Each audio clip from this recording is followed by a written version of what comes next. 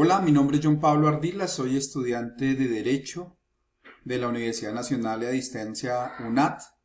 Voy a hablarles de la estructura del delito, lo que tiene que ver con la autoría y la participación, que ayudan a determinar la responsabilidad penal de quienes intervienen en la comisión de un delito.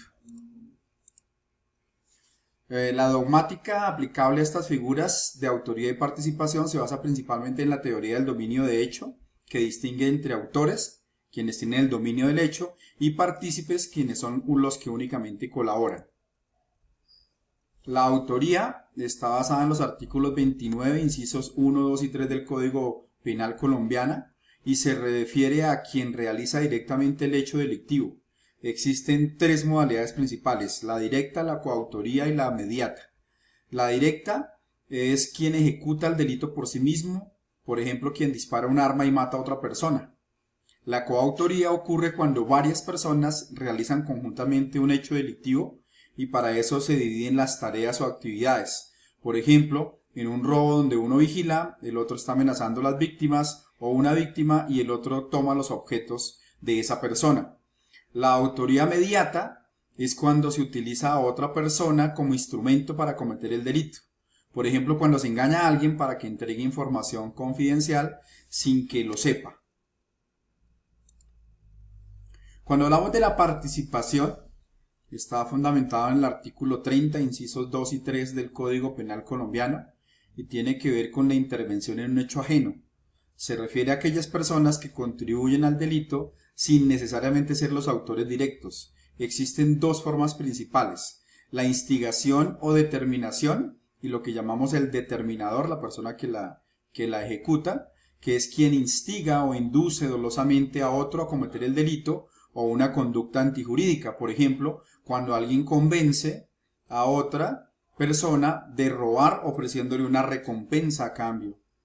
La segunda forma es la complicidad y la persona se denomina cómplice, es aquella que contribuye a la realización de la conducta antijurídica por acuerdo previo o concomitante, aquel que coopera con la ejecución del delito y puede ser necesaria, o sea, sin ella no se podría cometer el delito, o no necesaria cuando la cooperación es prescindible.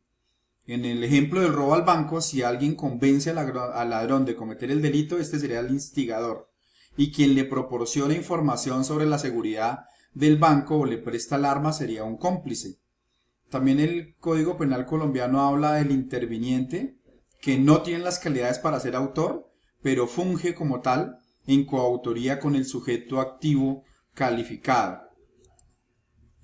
Existen también a lo que llamamos dispositivos amplificadores, que son circunstancias que extienden la punibilidad más allá de la consumación del delito.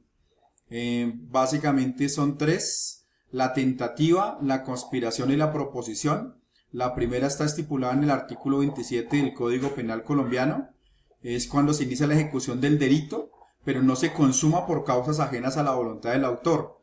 Puede ser acabada, que es cuando se realizan todos los actos pero no se logra el resultado, o puede ser inacabada, cuando no se llegan a realizar todos los actos de ejecución.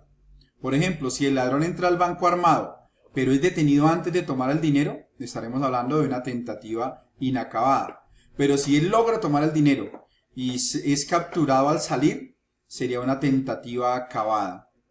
Cuando hablamos de conspiración, artículos 29 y 30 del Código Penal colombiano, el concurso de personas en la conducta punible es a lo que se refiere, que es cuando hay acuerdo entre dos o más personas para cometer un delito, y la proposición, el artículo 31 del Código Penal colombiano, que es un concurso de conductas punibles, por ejemplo, invitar a otra persona a participar en un delito.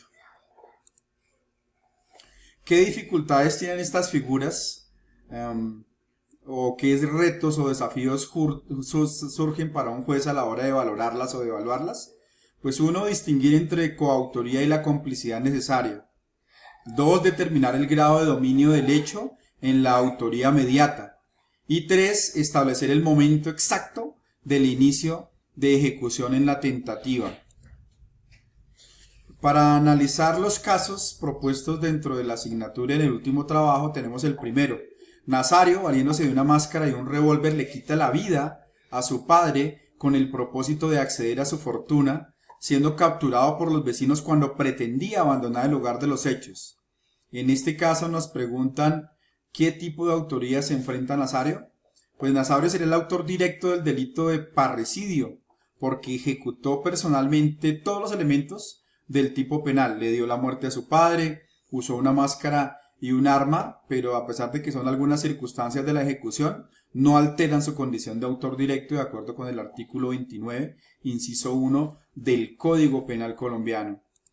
El caso 2, Gervasio es sorprendido en el momento en que se disponía a abrir la cartera de su víctima con el fin de sustraer su billetera o el dinero que tenía, y en ese caso preguntan qué dispositivo amplificador aplica concretamente. En este caso es la tentativa, debido a que Gervasio inició la ejecución del delito, que era un hurto, pero que era cuando se disponía a abrir la cartera, pero no logró consumarlo porque fue sorprendido. Es una tentativa inacabada de acuerdo con el artículo 27 del Código Penal colombiano. El caso 3 habla del reconocido jalador de carros Cleóbulo. Es inmovilizado por el vigilante de un edificio quien con su arma de dotación lo obligó a apagar el motor del vehículo que pretendía sustraer de uno de los parqueaderos, haciéndose pasar por el dueño. Y se pregunta por si Cleóbulo, en qué tentativa estaría calificada su conducta y por qué. Creo que Cleóbulo se encuentra en una situación de tentativa acabada, ya que realizó todos los actos de ejecución necesarios para consumar el hurto del vehículo, pero no logró el resultado definitivo por la intervención del vigilante o la intervención oportuna del guarda de seguridad. La tentativa es punible porque el desistimiento no fue voluntario, sino que dependió de que lo hubiese capturado esta persona o que ejercía este cargo, de acuerdo con el artículo del 27 del Código Penal colombiano. La bibliografía utilizada para la resolución de los casos fue el Código Penal colombiano y los fundamentos de derecho penal de Velázquez 2017. Muchas gracias.